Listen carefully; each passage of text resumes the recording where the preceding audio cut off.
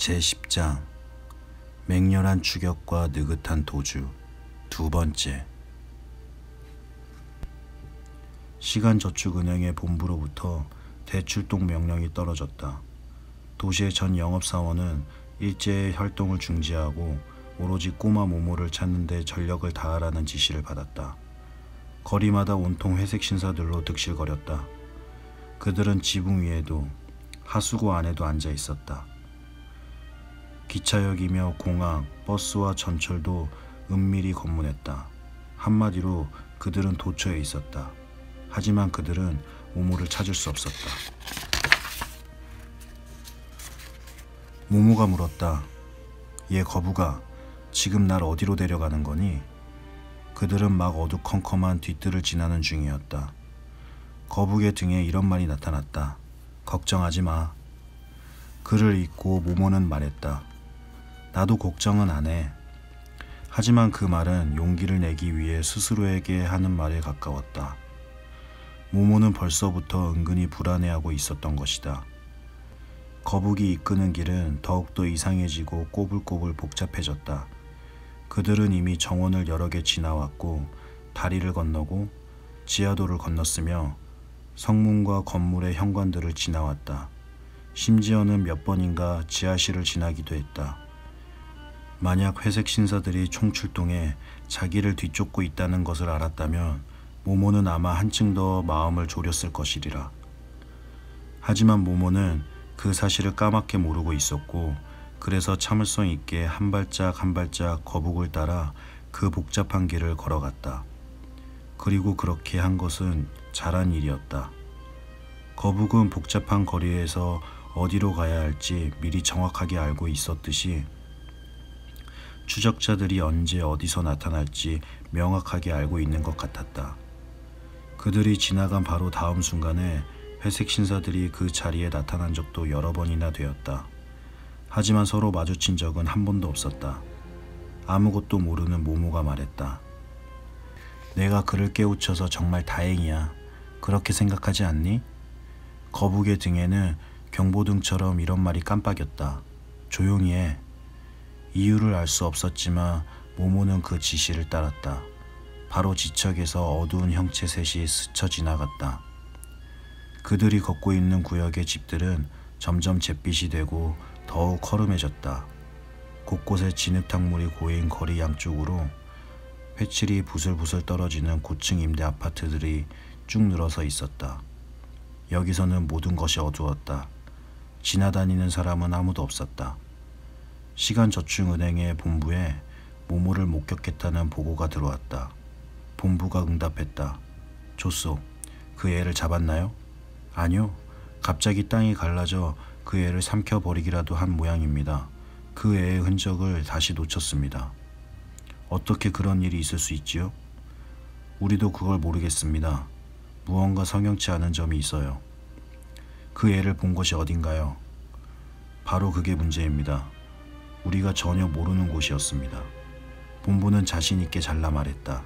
그런 곳은 없소. 하지만 정말 그랬습니다. 글쎄, 뭐라고 해야 할까요? 시간의 가장자리에 있는 곳이랄까요? 그 아이는 그 가장자리를 향해 가고 있었습니다. 본부는 소리쳤다. 뭐라고요? 추적하시오. 어떤 일이 있어도 그 애를 꼭 잡아야 하오. 알겠소? 잿빛 음성이 대답했다. 알겠습니다. 모모는 처음에는 어스름한 새벽 햇살이라고 생각했다. 하지만 이 이상한 빛은 갑자기, 정확히 말하면 모모와 거북이 그 거리로 접어든 순간 비치기 시작했다. 이곳은 밤도 아니고 그렇다고 낮도 아니었다. 어슴푸레한 빛은 새벽 햇살 같지도 않고 저녁 햇살 같지도 않았다. 그 빛은 모든 사물의 윤곽을 부자연스러울 정도로 선명하고 뚜렷하게 드러내 보였다. 하지만 빛이 나오는 곳은 어디에도 없는 듯했다. 아니, 오히려 사방에서 동시에 빛이 나온다고 해야 할 듯했다. 도로의 아주 작은 돌멩이까지 기다란 그림자를 들이우고 있었지만 그림자들은 모두 제각각 다른 방향으로 뻗어 있었기 때문이다. 저 나무는 왼쪽에서, 이 집은 오른쪽에서, 그리고 저 위쪽의 기념비는 앞쪽에서 빛을 받고 있는 것 같았다. 게다가 기념비는 모양이 아주 이상했다. 까만 돌로 된 주사위 모양의 커다란 받침대 위에 거대한 하얀 달걀이 놓여있는 것이 전부였다. 집들도 모모가 지금까지 보았던 집들과는 달랐다. 눈이 부실 듯한 하얀색이 색이었던 것이다. 창문 안쪽으로는 껌껌한 그늘이 드리워져 있어서 안에 누가 살긴 하는지 도무지 알 수 없었다. 모모는 이 집들이 거주용으로 지어진 것이 아니라 비밀스러운 어떤 목적을 위해 지어진 것이라는 느낌을 받았다. 거리는 텅 비어 있었다. 사람은 물론 강아지나 새, 자동차도 보이지 않았다. 모든 것이 정지해 있는 듯했다. 마치 유리 속에 갇혀 있는 것 같았다. 바람 한 점 불지 않았다. 모모는 거북이 오히려 전보다 더 느리게 가는 듯한데 어떻게 이렇게 빨리 여기까지 오게 되었는지 놀랍기만 했다. 이 묘한 구역의 바깥쪽은 한밤중이었다. 그곳에서는 헤드라이트를 환하게 켠 석 대의 우아한 자동차가 곳곳에 구덩이를 팬 거리를 질주하고 있었다. 차 안에는 저마다 몇 명의 회색 신사들이 앉아 있었다. 맨 앞에 자동차에 탄 한 신사가 모모를 발견했다. 그때 모모는 이상한 빛이 비치기 시작하는 몇 채의 집에 늘어선 거리로 막 들어서는 참이었다. 하지만 회색 신사들이 모퉁이에 이르자 도무지 이해할 수 없는 일이 벌어졌다. 갑자기 자동차가 그 자리에 못 박힌 듯 조금 더 앞으로 나가지 않았던 것이다. 자동차가 엑셀라이터를 마구 밟자 바퀴는 요란하게 돌아갔지만 자동차는 제자리에서 달리고 있을 뿐이었다. 마치 속도는 같지만 반대 방향으로 돌아가는 컨베이어 벨트 위에서 달리는 것 같았다. 서두르면 서두를수록 더욱더 앞으로 나갈 수 없었다. 그것을 깨달은 회색 신사들은 욕짓거리를 내뱉으며 차에서 훌쩍 뛰어내려 저 멀리 보이는 모모를 걸어서라도 따라잡으려고 했다. 회색 신사들은 얼굴을 잔뜩 찌푸리고 힘껏 달렸다. 하지만 완전히 기진맥진해져서 멈춰서 보니 겨우 10m를 나갔을 뿐이었다. 모모의 모습은 저 멀리 눈처럼 새하얀 집들 사이로 사라져버렸다. 한 신사가 말했다. 끝났어. 모두 끝장이야. 이제 그 애를 잡을 수 없을 거요. 다른 신사가 말했다. 왜 앞으로 나갈 수 없는지 도무지 이해가 안 되는군요. 첫 번째 신사가 말했다. 나도 마찬가지요. 문제는 그게 우리가 추적을 포기한 것에 대한 정상첨작 요인이 될 수 있는가 하는 거요. 우리가 재판에 회부될 거란 말인가요? 글쎄요. 하지만 분명 칭찬을 하지 않을 거요. 추적에 가담한 회색 신사들은 고개를 떨구고 자동차의 라디에이터와 범퍼에 걸터 앉았다. 더 이상은 서두를 필요가 없었다. 저 멀리 앞쪽에서 모모는 거북 뒤를 따라 눈처럼 새하얀 텅 빈 거리와 광장들이 복잡하게 얽힌 곳을 꼬불꼬불 지나고 있었다.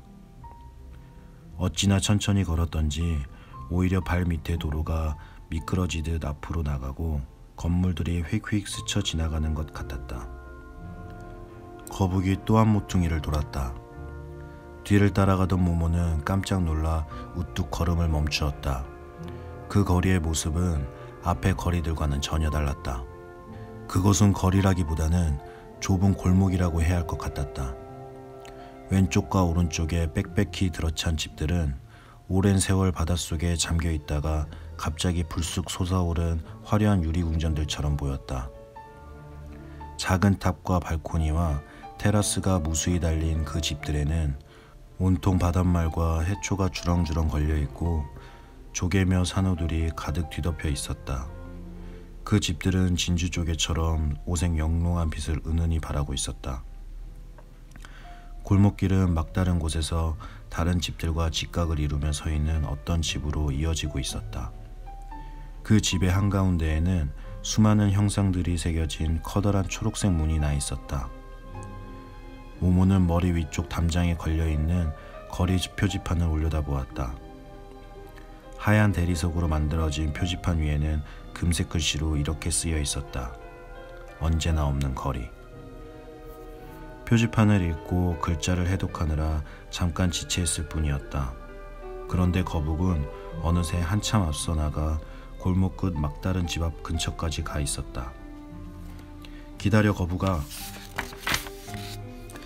모모는 소리쳐 거북을 불렀지만 이상하게도 자기 목소리가 들리지 않았다.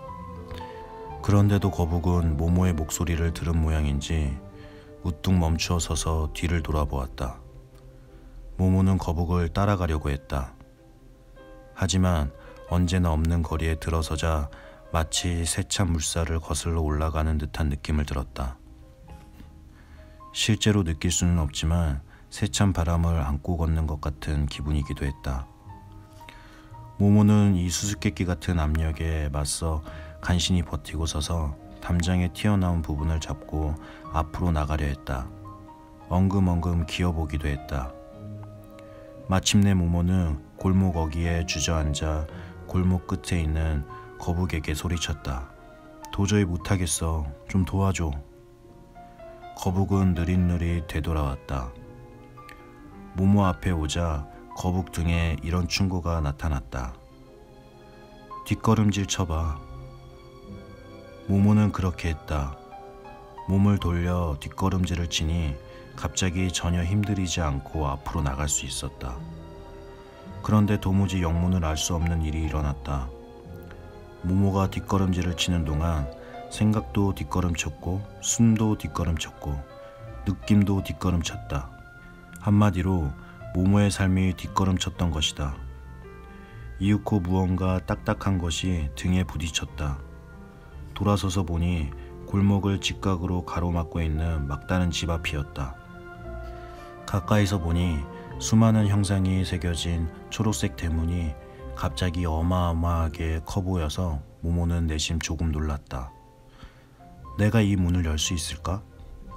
모모는 의심스러웠지만 그 순간 육중한 두 개의 문짝이 저절로 스르르 열렸다. 모모는 대문 위에 또 하나의 표지판이 걸려있는 것을 발견하고 잠깐 멈칫했다. 옛 이야기에 나오는 일각수가 들고 있는 그 표지판에는 이렇게 쓰여 있었다. 아무데도 없는 집. 글씨를 빨리 읽지 못하는 모모가 표지판의 글자를 다 읽고 나니 두 개의 문짝이 스르르 닫히는 참이었다. 모모는 문틈으로 얼른 뛰어들어갔다. 그러자 육중한 문이 나직이 우르릉 소리를 내며 모모의 등 뒤에서 닫혔다. 모모와 거북은 이제 천장이 높은 아주 긴 복도에 서 있었다.